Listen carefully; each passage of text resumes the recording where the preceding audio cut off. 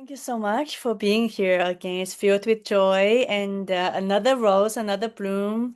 Right now, it's being with all of you. Look at you. Even though I'm only on Zoom, I can still feel your presence and your energy across the screen, all over the place. And so that is really a lot of joy and lots of gratitude for Reverend Lynn for having me here with this wonderful group of practitioners, of diverse practitioners, and also for setting the theme for the year, kindness. When I heard it, it's like, wow, we really need it now. Kindness. And we have different responses for kindness and different responses for challenges. I intentionally leaned into something I'm not comfortable with. A growth area is to be a little edgy. So my the topic of my talk is kindness in the face of discrimination. There's also kindness in the face of all sorts of challenges. If I want to lean into the hope on New Year resolution to be edgy, I might say kindness in the face of challenges. We all shared of our some of our thorns and our community's thorns. Let's just take a step, take a deep breath, and allow ourselves to hold all of the thorns in, no matter what kind, as grave as playground shooting, as small as maybe just woke up on the wrong side of the bed. How does that feel? Right? It's natural to feel worried, right? To maybe sometimes harden a little bit. We want to do a little bit of this. If you need to, please go ahead. A little bit of this in the face of all the challenges. And thanks to the little screens that's with us all the time. Some put them away, some put them in their pockets, some put them in their purses. We have so much more information now. And the news cycle does what it does. Some people tune it out. Some people feel overwhelmed. It's all natural. Like when there's something new coming up. For many of my students here, a big challenge is the job market in the face of artificial intelligence. That's a big thing. All these challenges. It's natural to feel a little worried. Maybe want to harden a little bit, brace ourselves a little bit. But that's an evolutionary instinct. Because a lot of times our muscles harden, we can fight that saber-tooth tiger a little better. But I'm saying this not to make excuses, but to cut the cycle of blame when we do harden, and also to present some possibilities. Because kindness really matters now, and we have tools to be kind. Kindness, an open heart, all of that is a important step towards inner evolution. It's towards inner growth. If you think about it, look around. We were meeting on Zoom with this. We have moved a lot from what our ancestors have. But now we can meet and talk and share ideas without physically being together, for good or bad. And maybe for good, we have motorized vehicles now. Even better, some of them can run clean energy. We have come very far physically in the material world. But how about our inner world? Our mind and spirit and body, all connected. It's also okay and maybe a good thing to evolve in those directions also. And A very good news is that we have a lot of tools for that too. Especially in today's world, when there's so much on the news, we're at a lot of people, many people tell me these days that they feel like they're at a turning point, at some kind of confluence point, a crossroad maybe, intersection of so many possibilities.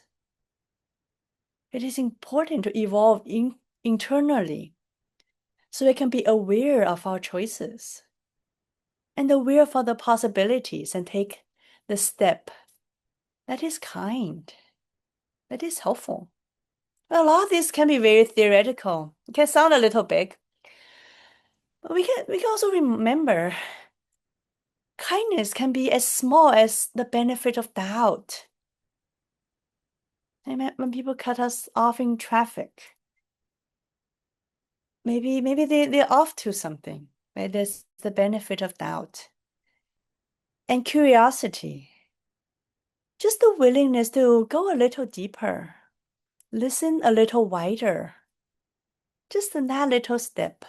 In the beginning of our meditation together, intentionally into our training about doubt, curiosity, not just necessarily the benefit of doubt, because something in our tradition is that with greater doubt, greater questions, and greater curiosity, greater understanding.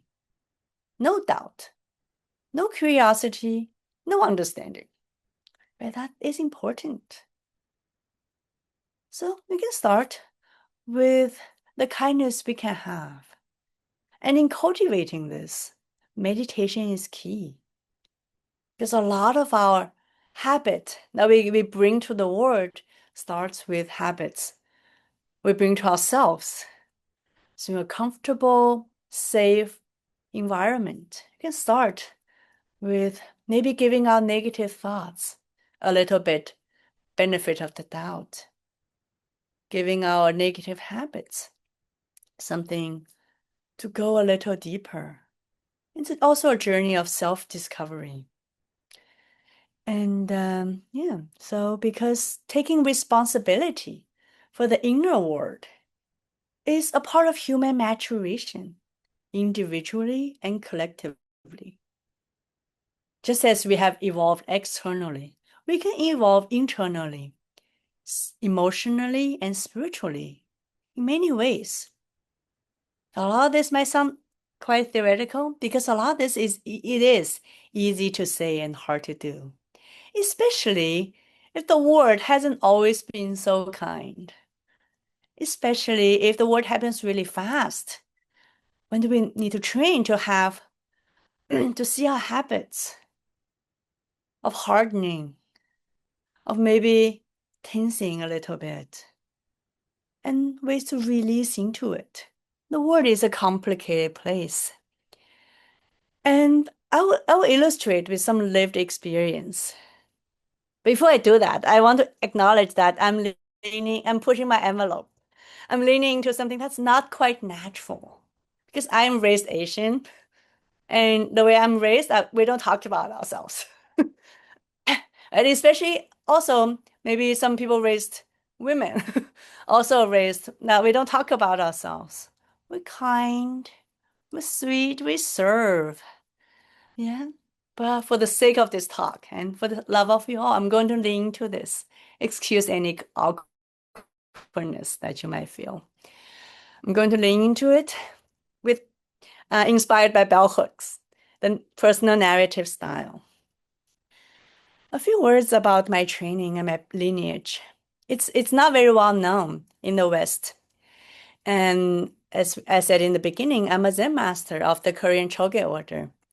I'm also a teacher of Eastern Vajrayana from what is known as nowadays as the Canton province, right on the mainland. So continental style. The the Korean Zen I received is from Tongdosan Monastery. And the Eastern Vajrayana teaching I've received and inspired to pass on is from the Sixth Ancestor Monastery. So for those of you who know a little bit about Chan, Zen, and the histories. The monastery is where the sixth ancestor in the indigenous language is gender neutral, ancestor. But here often translated as the sixth patriarch. Same guy. Huineng went on exile. Yeah, and received wonderful teachings. And these monasteries and these wonderful teachers that received them, the teachings from, live in these communities that are over 1,000 year old. Yeah. And it's time-tested tradition, but not very well known in the US.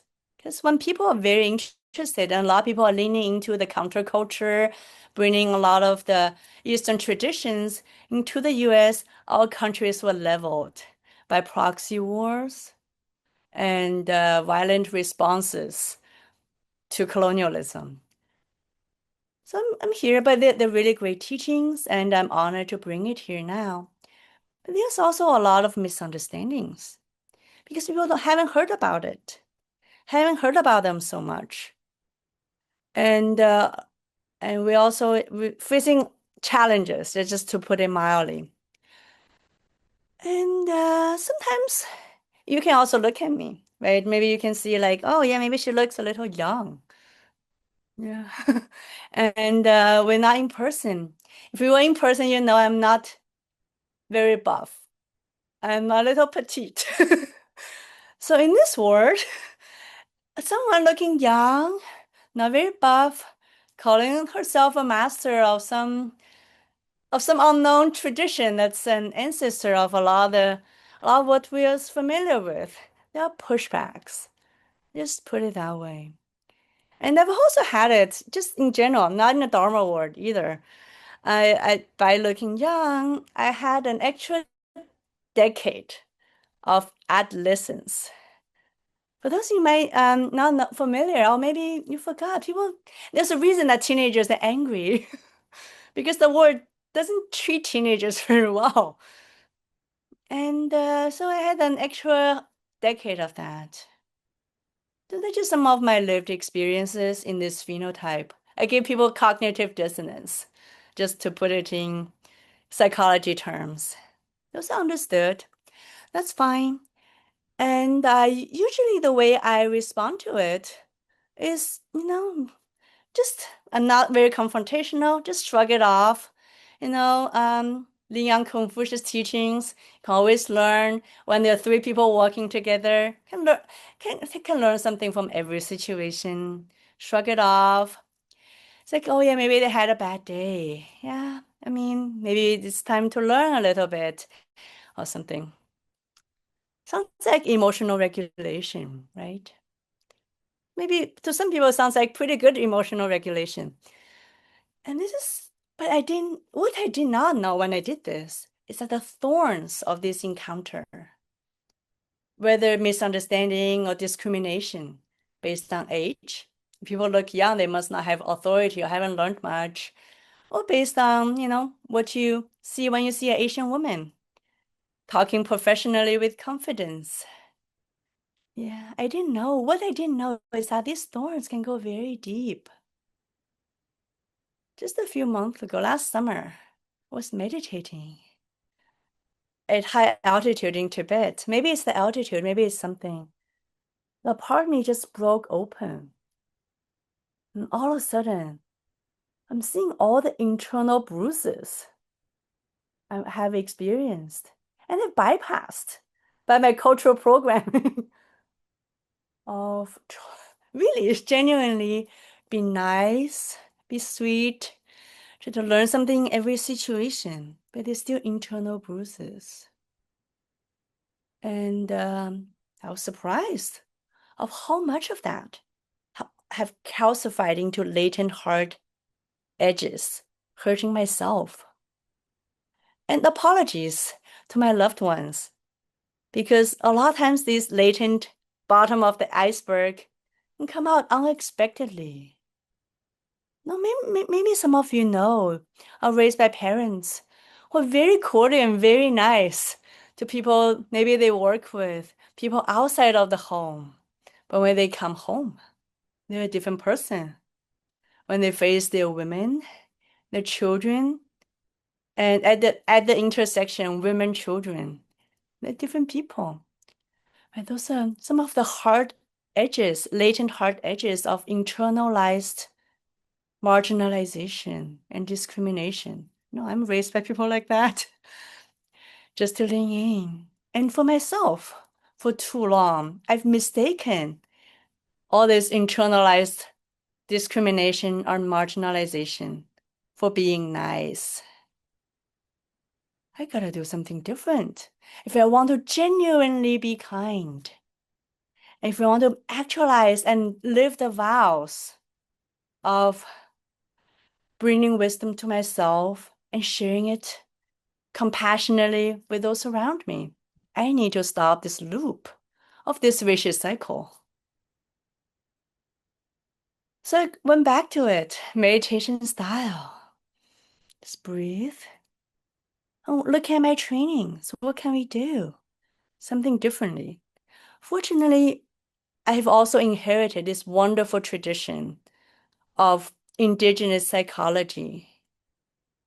Uh, People, even in my native language, in Chinese, people have been working on this canon of indigenous psychology, translated from Sanskrit, since the time of the Romans. And many people have lived as underdogs. So there's some tools that I hope to share with you. And I hope to have it easy to memorize. So it's 3 steps. You can count it in one hand. So that's good. One hand. So first, I need to stop and breathe into the situation. That's where meditation comes in. That gives us the space and the training to take a pause and be curious and realize we have the choices at every moment of intersection of the world we live in. Let's face it, doesn't matter how you look or what you look like. There's some misunderstanding and some prejudice somewhere in this world as it is. Well, the first step is to bring kindness to myself and name it clearly. Stop the cycle of internalizing mistreatment and say, hey, this is mistreatment. This is not right. This is discrimination, however degree or wherever it shows up. And yes, the word is what it is, and the instigators have their baggages. We'll get to that later. But for now, I will pause and turn inwardly and give that big hug to the hurt little child within. And give affirmation. Right? The word is what it is. You did not do anything wrong to deserve this. This step is a refusal to harden or to continue the habit of internalizing whatever the world dumps on us, on me. And this inner boundary and self-love makes the first step of genuine kindness and compassion, which comes from a place of safety, of genuine open-heartedness. All of that needs boundaries, needs clear boundaries, and allow ourselves to heal and be empowered, even though that empowering in some circumstances can only come from ourselves. And the second step is know that, this is not just a personal issue a lot of times. Many people look younger than their age. Many people look like students into their 40s, not just me. And recognize this is not just personal. It happens to many people with similar body types, similar facial features, similar identities. And extend the compassion to all those in the receiving end of this kind of treatment. And also take a clear stance that this is the world as it is. I need boundaries and also can extend compassion, even if just a glimpse of the mind, to those looking like me, speaking like me, acting like me, our collective, our group. And then that comes the third step. See that this kind of behavior is pervasive. It is sad. There's so many people in the world, more and more, even so. Even parking, I don't know if you noticed, parking and traffic is getting more aggressive in the past few years. Yeah. More and more people feel that they need to vent this on others. Many people have this unexamined bias and insecurity. I feel that only by doing that kind of hurtful behavior, they can have some kind of security, maybe. This is very sad. Both as people delivering it to me or to us, or the society in general. They're genuinely worthy of compassion and kindness too. Right? And this does not excuse the behavior.